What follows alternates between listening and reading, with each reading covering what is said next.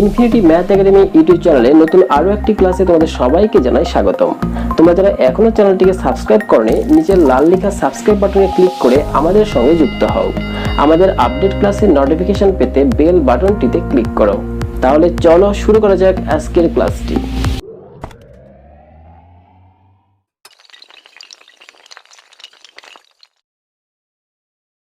তো চলে আসলাম ক্লাসে। আজকের ক্লাস থেকে তোমরা শিখতে পারবে উচ্চতর গণিত 3 অধ্যায়ের জ্যামিতি।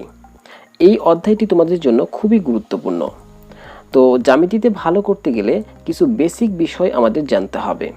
এই অধ্যায়টিতে পিথাগোরাসের উপপাদ্যের বিস্তৃতি বিষয়ক কিছু জ্যামিতি রয়েছে, যা ভালোভাবে বুঝতে হলে প্রথমেই আমাদের জানতে হবে লম্ব অভিক্ষেপের বেসিক কিছু বিষয়।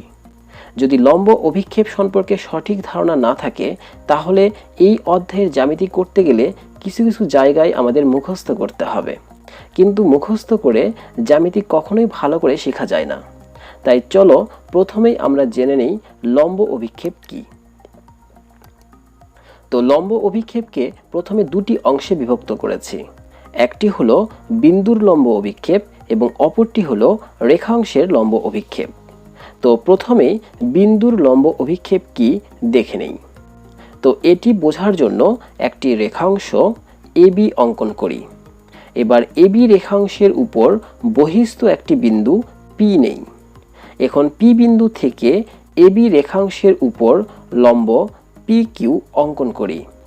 তাহলে কিউ হচ্ছে লম্বের পাদবিন্দু, অর্থাৎ আমরা বলতে পারি এবি রেখাংশের উপর পি বিন্দুর লম্ব অভিক্ষেপ হলো একটি বিন্দু কিউ।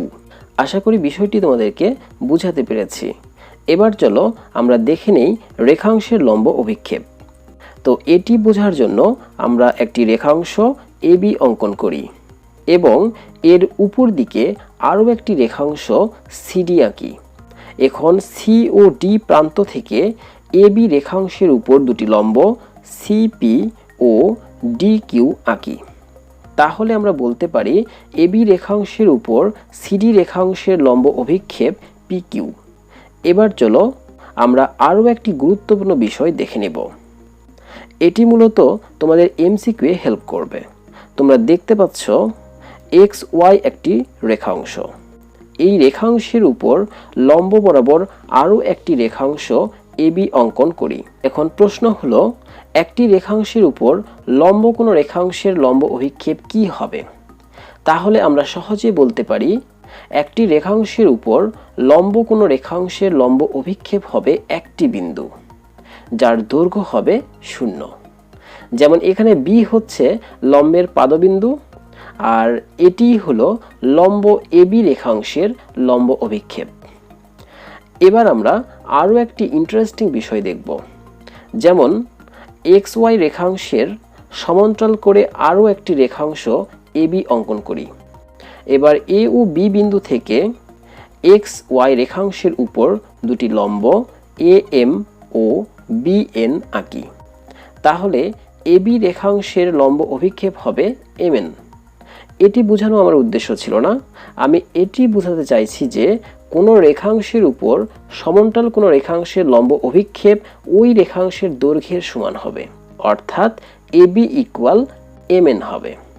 আশা করি তোমরা বুঝতে পেরেছ। এমসিকিউ যদি আসে তাহলে তোমরা সঠিক অ্যান্সারটি দিতে পারবে। এবার লম্ব অভিক্ষেপের আরও দুটি গুরুত্বপূর্ণ বিষয় নিয়ে আলোচনা করব। যেমন এবি একটি রেখাংশ ও এসি একটি রেখাংশ। এই উভয় রেখাংশের সাধারণ বিন্দু হলো এ। তাহলে এবি এর উপর এসি এর লম্ব অভিক্ষেপ হবে, এখানে এ যেহেতু সাধারণ বিন্দু তাই এ আগে লিখব, তারপর মনে মনে এ কে কেটে দিলে থাকে সি। এবার এই সি থেকে এবি এর উপর লম্ব সিডি অঙ্কন করলে লম্বের পাদবিন্দু ডি পাবো। এবার এই ডি কে এ এর পাশে বসিয়ে দিলেই এবি এর উপর এসি এর লম্ব অভিক্ষেপ পাওয়া যায় এডি। এবার পরেরটি দেখে নেই। যেমন এবি একটি রেখাংশ ও বিসি একটি রেখাংশ। এই রেখাংশের সাধারণ বিন্দু হলো বি। তাহলে এবি এর উপর বিসি এর লম্ব অভিক্ষেপ হবে ঠিক আগের মতোই। প্রথমে সাধারণ বিন্দুটি অর্থাৎ বি লিখে নিই।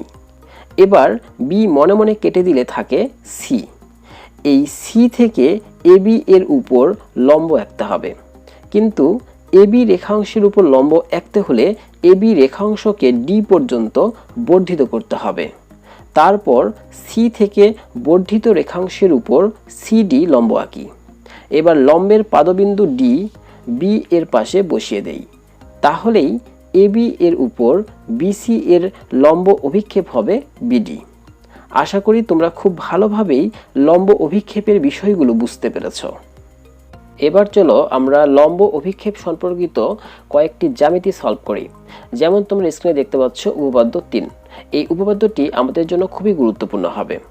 তো আমরা প্রথমেই এই উপপাদ্যটিকে খুব ভালোভাবে পড়ে নিব এবং তারপর এটিকে বোঝার চেষ্টা করব, এবং সেই অনুযায়ী কিন্তু আমরা চিত্রটি অঙ্কন করলেই আমাদের এত বড় ভাষাটি অনেক সহজেই আমরা বুঝতে পারবো।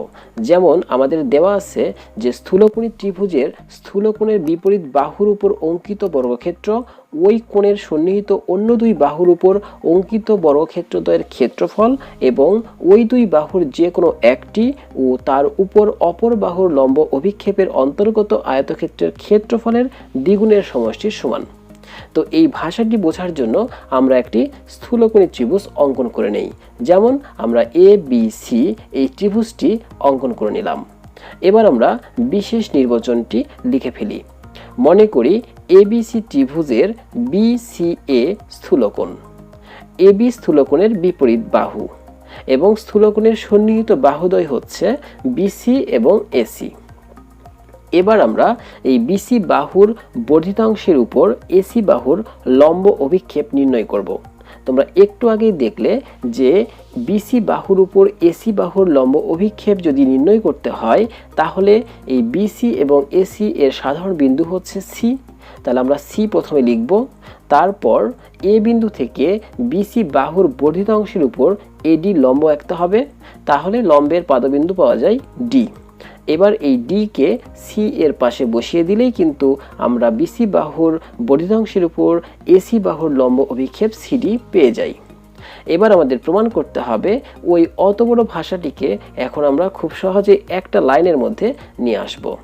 যেমন প্রথমে প্রশ্নে বলেছিল যে স্থূলকোণের বিপরীত বাহুর উপর অঙ্কিত বর্গক্ষেত্র, তার মানে আমরা কি করব, স্থূলকোণ সি এর বিপরীত বাহু হচ্ছে এবি, তাই এবির উপর বর্গ করলে পাওয়া যায় এবি স্কোয়ার। তাই আমরা এবি স্কোয়ারকে প্রথমে লিখলাম। এবার আমরা ইকুয়াল দিলাম। দেওয়ার পর অপর দুই বাহুর উপর বর্গ, তার মানে অপর দুই বাহু এখানে আছে এসি বাহু এবং বিসি বাহু, তাহলে এসি স্কোয়ার এবং বিসি স্কোয়ার পাওয়া যায়। আর যেহেতু এখানে যোগফল বলছে অর্থাৎ সমষ্টির সমান বলা হয়েছে, তো সেই কারণে আমরা কিন্তু AC square plus BC square এটা কিন্তু লিখব।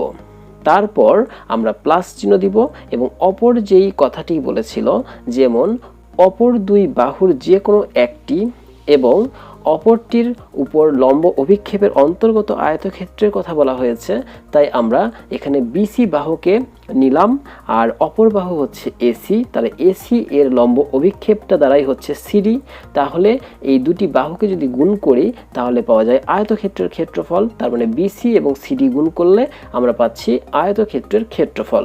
আর দ্বিগুণের সমষ্টি সমান মানে হচ্ছে এই বিসি এবং সিডিকে গুণ করে তার সাথে 2 গুণ করে আমরা যোগ করব।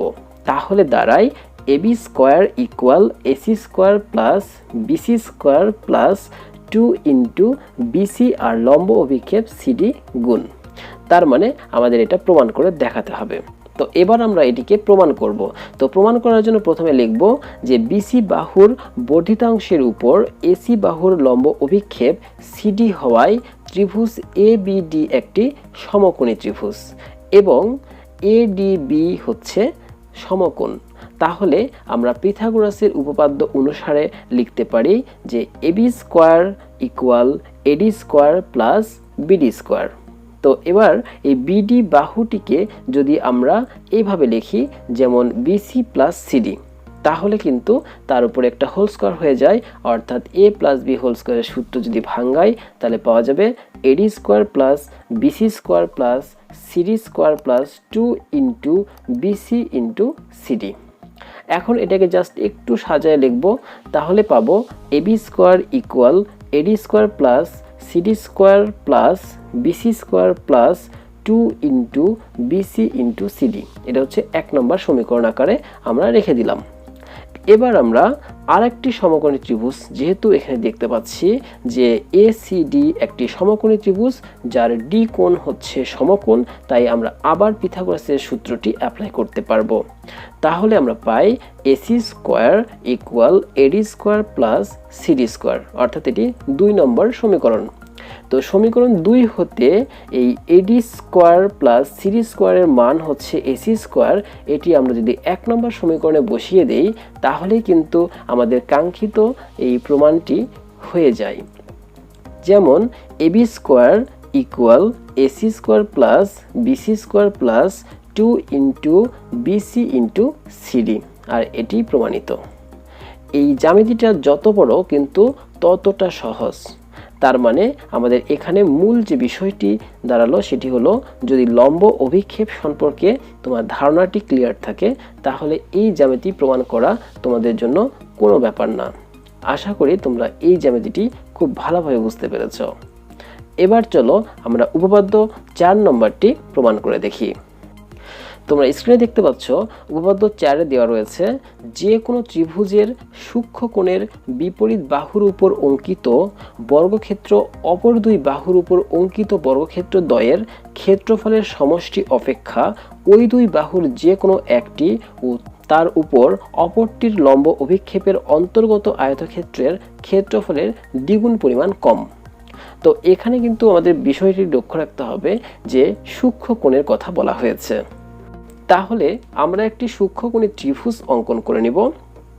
যেমন এসিবি হচ্ছে একটি সূক্ষ্মকোণী ত্রিভুজ, এবং চাইলে তোমরা এইভাবেও কিন্তু ত্রিভুজটি অঙ্কন করতে পারো, যার সি কোণটাকে আমরা সূক্ষ্মকোণ হিসাবে বিবেচনা করলাম। এবার আমরা কি করব, এ থেকে আমরা লম্ব অঙ্কন করলাম। প্রথম চিত্রের জন্য যদি আমরা লম্ব অঙ্কন করি তাহলে পাবো এডি, যা বিসি এর উপরে অবস্থান করবে। আর অপরটির ক্ষেত্রে যদি আমরা লম্ব অঙ্কন করি তাহলে সেটি বিসি এর বর্ধিত অংশের উপরে কিন্তু লম্ব অঙ্কিত হয়। তো এবার যদি আমরা এটার বিশেষ নির্বাচনটি লিখে ফেলি, যেমন বিশেষ নির্বাচনে লিখব ত্রিভুজ এবিসি এর এসিবি কোণ হচ্ছে সূক্ষ্মকোণ, এবং সূক্ষ্মকোণের বিপরীত বাহু হচ্ছে এবি এবং অপর 2 বাহু হচ্ছে এসি ও বিসি। মনে করি বিসি বাহুর উপর এবং বিসি বাহুর বর্ধিত অংশের উপর লম্ব এডি। তাহলে উভয় ত্রিভুজের ক্ষেত্রে বিসি বাহুর উপর এসি বাহুর লম্ব অভিক্ষেপ হবে সিডি। আর লম্ব অভিক্ষেপের বিষয়টি কিন্তু তোমরা এর মধ্যে জেনে গেছো যে কিভাবে এই লম্ব অভিক্ষেপটি বের করতে হয়। এবার আমরা প্রমাণ করব যে ওই প্রশ্নটাকে, এত বড় প্রশ্নটাকে আমরা একটা লাইনের মধ্যে নিয়ে আসব। যেমন প্রথমে বলছিল যে সূক্ষ্মকোণের বিপরীত বাহুর উপর অঙ্কিত বর্গক্ষেত্র, তার মানে এই যে এখানে যদি সি কোণটিকে আমরা সূক্ষ্মকোণ বিবেচনা করি তাহলে সূক্ষ্মকোণের বিপরীত বাহুটি দ্বারাই হচ্ছে এবি, তাই এবি স্কোয়ার কিন্তু আমরা এখানে লিখে দিলাম। তারপর ইকুয়াল দিব অপর 2 বাহু, তাহলে দাঁড়ালো অপর 2 বাহু মানে হচ্ছে একটা বিসি বাহু এবং একটা এসি বাহু, তাই আমরা AC square plus BC square লিখে নিলাম। তারপর আমাদের বলেছিল যে অপরটির, অর্থাৎ ওই 2 বাহুর যে কোনো একটি তার উপর অপরটির লম্ব অভিক্ষেপের অন্তর্গত আয়তক্ষেত্রের ক্ষেত্রফলের দ্বিগুণ পরিমাণ কম বলছিল। তো সে কারণে কিন্তু আমরা অবশ্যই মাইনাস চিহ্নটি ব্যবহার করব, এবং ওই 2 বাহুর যে কোনো একটি, তার মানে ওই 2 বাহুর যে কোনো একটি এবং তার উপর অপরটির লম্ব অভিক্ষেপ। আমরা কিন্তু এসি বাহুর লম্ব অভিক্ষেপ নির্ণয় করেছি, তাই আমরা এখানে যে কাজটা করব সেটা হলো এসি বাহুর লম্ব অভিক্ষেপ হচ্ছে সিডি, এই সিডিকে নিব, আর এসি বাহু বাদ দিলে থাকে বিসি, তাহলে বিসি ইন্টু সিডি, এবং দ্বিগুণ মানে হচ্ছে 2 দ্বারা গুণ করে, কম মানে হচ্ছে তার সামনে মাইনাস চিহ্ন দিয়ে দিলাম। এটাই হচ্ছে আসলে প্রমাণ করতে হবে। তো এবার আমরা এখানে একটা কথা বলে রাখি, সেটি হলো উল্লেখ করা দরকার যে এখানে এ থেকে বিসি এর উপর লম্ব টানা হয়েছে, কিন্তু বি বিন্দু থেকে এসি এর উপর লম্ব অঙ্কনের মাধ্যমেও একইভাবে প্রমাণটি করা যাবে। তো চলো এবার আমরা প্রমাণ করে দেখি।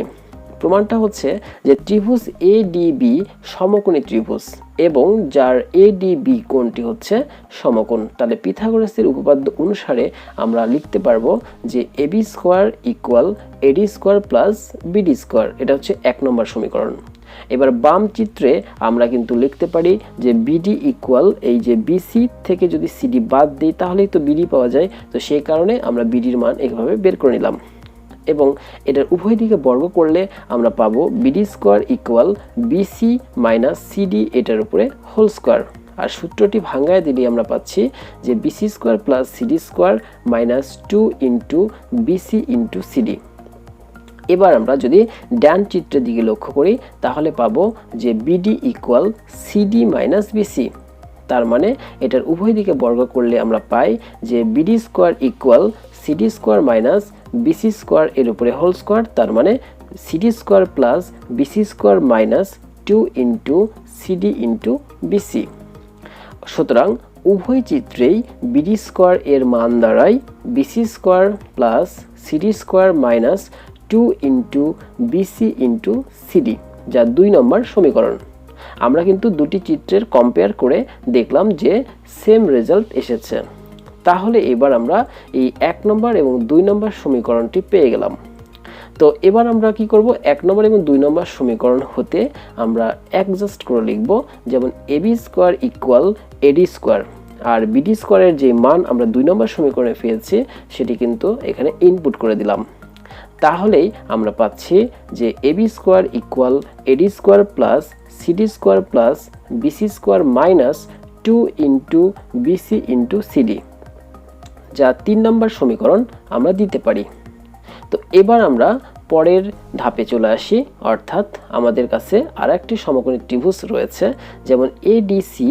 এই সমকোণী ত্রিভুজে এডিসি হচ্ছে সমকোণ, তাই পিথাগোরাসের উপপাদ্য অনুসারে AC square equal AD square plus CD square, এটা হচ্ছে 4 নম্বর সমীকরণ।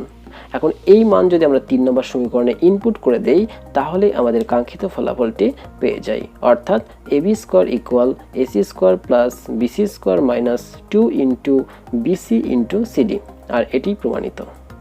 আশা করি এই 3 নম্বর এবং 4 নম্বর এই দুটি উপপাদ্যই হচ্ছে তোমরা খুব ভালোভাবে বুঝতে পেরেছো, আর এটির উপর ডিপেন্ড করে কিন্তু আমাদের পরবর্তী উপপাদ্য আছে, তো এটি আমরা নেক্সট ক্লাসে তোমাদেরকে দেখাবো। সো এই ছিল ক্লাস। আশা করি ক্লাসটি তোমাদের ভালো লেগেছে, আর যদি ভালো লেগে থাকে তাহলে ভিডিওটিতে একটি লাইক দেবে আর কমেন্ট করে জানাবে কেমন লাগলো। তোমাদের বন্ধুদের মাঝে শেয়ার করতে একদমই ভুলবে না, আর আমার চ্যানেলে সাবস্ক্রাইব তো মাস্ট। দেখা হবে পরের ক্লাসে, তো সেই পর্যন্ত সবাই ভালো থাকো, সুস্থ থাকো।